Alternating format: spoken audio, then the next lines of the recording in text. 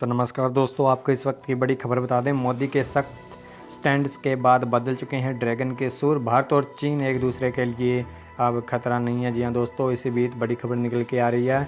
लद्दाख में चीन की चाल पर अंकुश लगाने के लिए प्रधानमंत्री नरेंद्र मोदी ने सख्त स्टैंड कारगर नजर आ रहे हैं। भारत की तरफ से सख्त संदेश मिलने के बाद अब चीन के सुर बदलते दिख रहे हैं। वास्तविक नियंत्रण रेखा LAC पर तनाव और चीन मीडिया के आक्रामक बयानबाजी के बाद चीन ने अब समझौते की भाषा बोलना शुरू कर दिया है।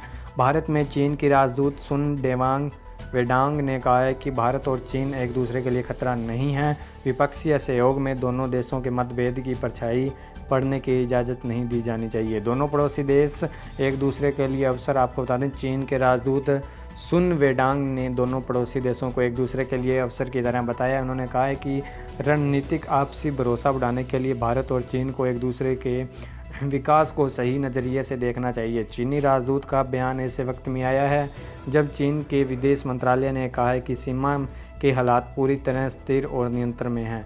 इस बयानबाजी में कहा गया है कि भारत चीन बातचीत के लिए जरिए मुद्दा सुलझाने में सक्षम है। आपको बता दें, इसके बीच अभी पूर्वी लद्दाख में तनातनी वाले इलाके में स्थिति पहले की तरह है। यहाँ भारत के इलाकों के चीन की सेना घुसपैठ की है। दोनों देशों के कमांडर संपर्क में हैं। मंगलवार को भारत के साफ तौर पर कहा था कि वहीं फॉरवर्ड पोजीशन में अब पीछे नहीं हटेगा जब तक चीन सैनिक LAC की शक्सत वाली पूर्वगत स्थिति में नहीं आते। आपको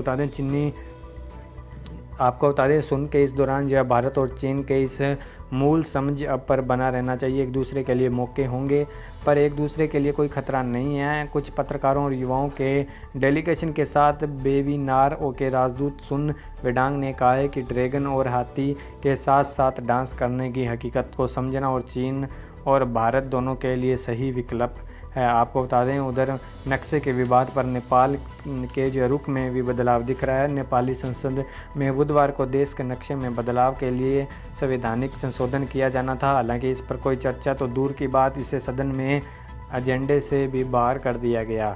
हाल ही में नेपाल में एक नया नक्शा जारी कर भारत के क्षेत्र को अपने क्षेत्र के तौर पर दर्शाया था। जब तक संवैधानिक तौर पर इस नक्शे का मान्यता नहीं मिल जाती, इसे वैध नहीं माना जा सकता। आपको बता दें, नेपाल की सरकार ने संसद को 22 मई को संशोधन के लिए प्रस्ताव दिया और 18 मई को एक नक्शा जारी किया गया था।